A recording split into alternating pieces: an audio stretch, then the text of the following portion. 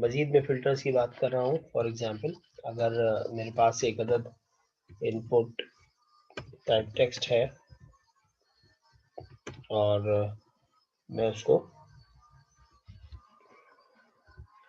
Model बना लेते हैं, इसको ng मॉडल, और मॉडल में उसको कह देते हैं फॉर एग्जांपल txt नेम, यहाँ नाम लिखा जाएगा और प्लेस होल्डर में लिख दिया मैंने enter name in small letters. ठीक है, तो ये हमारे पास आ गया। स्मॉल लेटर में नाम लिखने की जगह यह नाम लिख सकते हैं।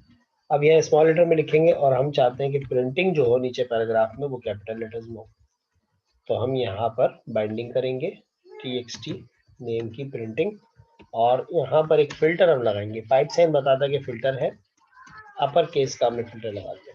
तो जब हम इसको रिफ्रेश करेंगे और यह लिखना शुरू करेंगे तो देखिए मैं स्मॉल कैरेक्टर्स में लिख रहा हूँ और वो उसको अपर केस में कन्वर्ट कर रहा है। ठीक है,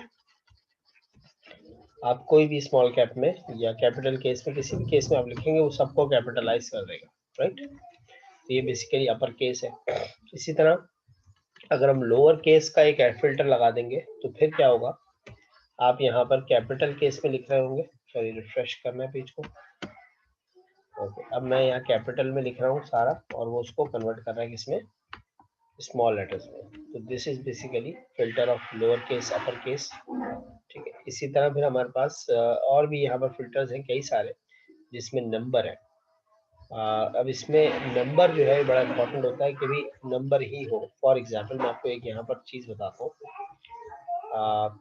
ये जो प्राइस एंड क्वांटिटी ये मल्टीप्लाई तो हो रहा है, लेकिन अगर हम प्लस करेंगे तो फिर देखें क्या होता है।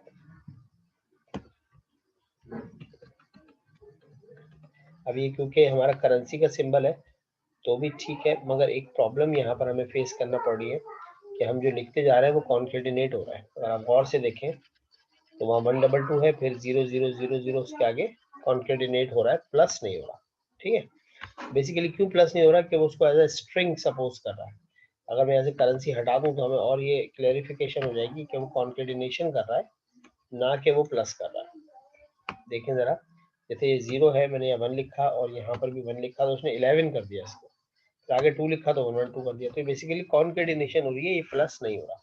अब ये प्लस कैसे होगा, तो बेसिकली पहला तरीका तो ये कि आप फिल्टर लगाएंगे नंबर दिखाने के लिए। दूसरा तरीका जो एंगुलर जेएस को समझता है, आप इनको इनपुट टाइप टेक्स्ट की बजाय इनपुट टाइप नंबर पास कर दें, तो ऑटोमेटिकली इसको इंटीजर समझेगा, नंबर समझ लेगा। अब आप देखें ये इनको प्लस ही करेगा, 78 इंटू प्लस 53, तो ये 131। तो ये बेसिकली हमने ये भी सेट कर लिया।